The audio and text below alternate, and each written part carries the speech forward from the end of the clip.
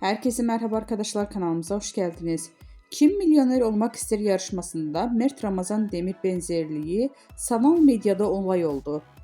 Kim Milyoner Olmak İster son bölümünde sorular değil bir yarışmacının ünlü oyuncu Mert Ramazan Demir'e çarpıcı benzerliği geceye damga vurdu. Yarışmacının yayınlanmasının ardından sosyal medyada kullanıcıları adeten alarma geçti. Yeni bölümleriyle ekrana gelen yarışmalardan büyük ödül için verdiğim mücadeleler her zamanki gibi heyecan yarattı.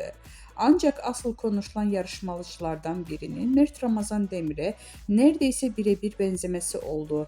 Mimikleri, duruşu, yüz hatları, bakışları seyirciler arasında büyük şaşkınlık yarattı. Kullanıcılar gerçek Mert Ramazan Demir mi yarışmada? Bu benzerlik tesadüf olamaz.